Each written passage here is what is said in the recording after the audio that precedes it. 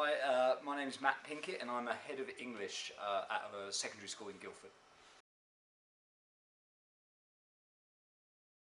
Yeah, so persuasive writing, as it's been taught in schools, in my experience, hasn't been taught as well as it could be. In as much what normally happens, in my experience, is that teachers teach kids this thing called a forest, okay, which is a mnemonic to remember a kind of a load of persuasive devices: anecdote, facts, opinion, rhetorical questions, emotive language, statistics, and rule of three. Yeah. And certainly the way I used to teach it was I'd tell the kids those things. I'd say, right, I want you to write a persuasive argument about why uniforms should be banned in schools, do a paragraph for every reason, and then stick in elements of a forest. And I saw that lots of places, and for me that's a bit of a problem. And the problem with that is, the analogy I used in my talk this morning was, it's like giving kids paintbrushes but none of the paint. Yeah. So you're giving them the tools to write a persuasive argument but none of the kind of conceptual knowledge that they could really benefit from to put those tools to good use. Right, so the solution is rhetoric, or the art of rhetoric. So at my school, we've abandoned the phrase persuasive writing, and all students study this thing called rhetoric. And rhetoric is underpinned by a lot of classical thinking. What rhetoric does, and what study of rhetoric does, is it gives kids some paint to paint with. So, for example, if you study Aristotelian rhetoric, Aristotle will tell you that to win an argument, you need to use one of three, or all of three different kind of persuasive appeals. So there's ethos appeal, which is all about building your own credibility. There's pathos appeal, which involves playing on the audience's emotions. And there's also logos appeal, which is all about using logical argument and facts and citing evidence to support your argument.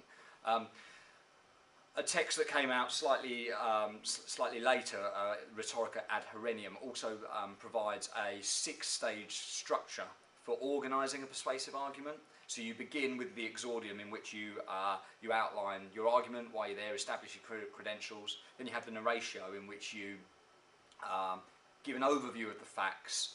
After that, you bring in the divisio, which is where you discuss the counter-argument and your argument, explain where you agree, where you disagree. Then you have the proof, which is where you outline all your arguments in support of your case. After that, you have the refutation, where you try and destroy the counter-argument. And finally, I think I pronounced this right, it's the peroration, which is the big ticker-tape moment at the end of a speech, in which you try and really play on the listeners or the readers, if it's a persuasive text, play on their emotions. And yeah, I think by teaching those things as opposed to a forest, which is just the tools, these things are concepts, and once you have an understanding of those things, the ethos, pathos, logos, that enables you to use the a forest paintbrushes more effectively. And I think the structure is important, because a forest doesn't provide a structure, whereas this model of rhetoric does.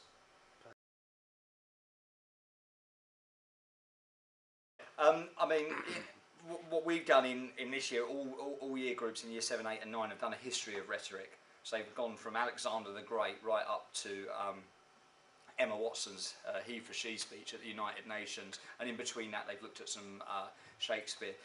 Certainly the next steps now are we've got to plan a year 8 and 9 scheme. I think we're going to focus on gender, rhetoric and gender, and we'll do another thing on rhetoric and race. I think I also need to figure out, lots of what I'm doing at the moment is on speeches, but actually, there's a strong likelihood that in their GCSE exams, students will be asked not necessarily to write a speech, they might be, but it might be a persuasive article, a persuasive letter. So I need to figure out ways of bringing those in, and somehow getting kids to make the connections between the rhetorical speeches they're reading and the techniques that they're seeing in them, and how you can apply them to written text.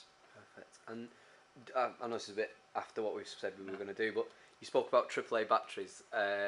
do you mind just sort of running over that? I liked that. Yeah, so in my talk I talked about the AAA effect, or bringing your A game, and what I did there was I talked about 3 other paintbrushes that go beyond A forest, and they all begin with A. There's 3 of them. The first was anadiplosis or anadiplosis, and that's where you begin a sentence with the last word of the previous sentence. So for example, exercise changes lives that need changing. So you've got that lives and lives. The famous example is Yoda. Anger leads to hate, hate leads to suffering. Yeah, you've got anger and anger. So that's anadiplosis. Then you've got antithesis, where you get 2 opposing ideas in quite close proximity. So Dickens, it was the best of times, it was the worst of times. Katy Perry, you're hot, then you're cold, you're up, then you're down, you're in, then you're out. So that's antithesis.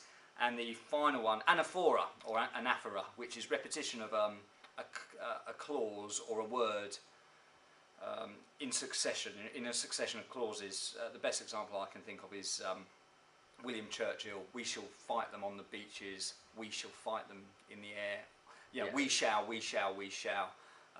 So yeah, they're 3 techniques that I just think they're a little bit smarter than A forest.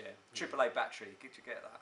Yeah, no, I'm old enough for that one. I'm okay with that one. Yeah, I like that. I like that idea of upgrading the software, that the kids are working with. I like that analogy of the paintbrushes and the paint, and giving them a better range of paintbrushes would undoubtedly result in better painting. Yeah, of course. Okay, perfect, Matt. Thank you very much for that. Thank you. Cheers.